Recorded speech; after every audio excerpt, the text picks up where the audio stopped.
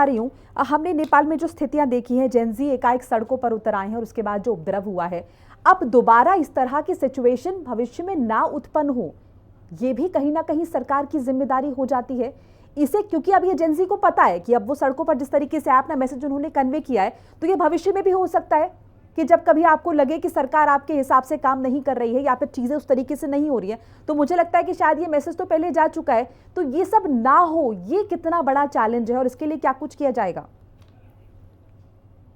मोनिका, सबसे पहला हम एक बात बोलने जाते हैं। हाँ। जिस तरह से जेएनजी और ये हामी नेपाल, हाँ। ये ऑर्गेनाइजेशन सड़क से सत्ता में सुशीला कार्की को पहुंचाए हैं। हम्म। अब सरकार सत्ता में पहुंचने के बाद में अब सुशीला कार्की पर डिपेंड करता है कि अब देश कैसे चलाया जाए। हम्म। अब वहां पर अब ये जेएनजी और हामी नेपाल जो है, उस ऑर्गेनाइजेशन का खास महत्व नहीं रहेगा। वो लोग सिर्फ वॉच कर सकते हैं, वहां पर हम्म। सलाह नहीं दे सकते। इसीलिए अब वहां पर पहुंचने के बाद में जो टीम बनेगी, उस टीम से किस प्रकार का सहयोग होगा, जो एक हिसाब से तो ये लोग अपना ही सहयोग होने हो वैसा ही आदमी को चुन कर लाएंगे, छान कर लाएंगे, और अच्छा भी आदमी ला रहे हैं। हम लोग को जो पता है, जैसे मेरे हिसाब से जल स्रोत तथा ऊर्जा में कुलमान घी सिंह, वो भी अभी विद्युत के हिसाब में बहुत नाम कमाए हुए हैं। वैसे ही कानून मंत्री ओम प्रकाश अर्याल, जो अभी ये वार्ता में शामिल भी थे, सारा दस्तावेज वही तैयार कर रहे हैं। उसी तरह संचार तथा सूचना मंत्री सुदन, ये जो हामी नेपाल का जो संस्थापक है, ये सुदन गुरुङ, वो आने वाला है कल तक, 10 बजे तक यही था बात। लेकिन अभी सुनने में आ रहा है कि वो आएंगे नहीं, आ भी सकते हैं।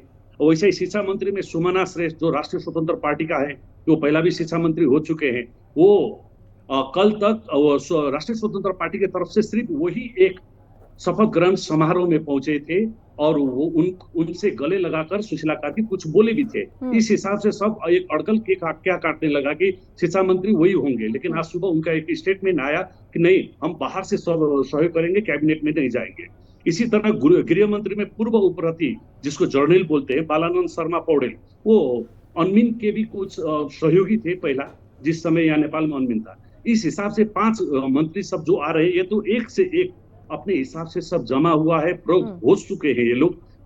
कुछ नया फिगर है उस हिसाब से। जी। अब ये लोग कैसे करेंगे, और ये लोग से एक चूक हो गया तो हाँ। बाहर जो बड़े बड़े राजनीतिक दल और छोटे राजनीतिक दल है बहुत सारे, वो हम्म। लोग अटैक कर सकते हैं। हम्म। क्योंकि अभी सुशीला कार्की को अच्छा से काम करने का उनका उद्देश्य होगा, हाँ। लेकिन बाहर बैठे वाले जो भी है, ये अच्छा से काम कर न पाए, ये अच्छा से देश को संचालन कर न पाए, हाँ। उस हिसाब से वो लोग से डिस्टर्ब हो सकता है। हाँ। इसीलिए बहुत बड़ी चुनौती ये सामने है, और बहुत ठीक। छोटा समय में निर्वाचन का अभिभार जो ये अपने सर में लिए है, ये हाँ। होगा कि नहीं, सबसे देखने वाली, सबसे मुसीबत वाली बात यही दिखते हैं। ठीक है। लेकिन अगर ये सफल हो गए हाँ। तो अभी हमारे एक बोले थे संजीव सर, वो संजीव सर क्या बोले थे कि ये स्वर्णिम युग है। हम्म। पक्के भी ये एक स्वर्णिम युग हो सकता है नेपाल के लिए, क्योंकि हर राष्ट्र का अभी सहयोग है।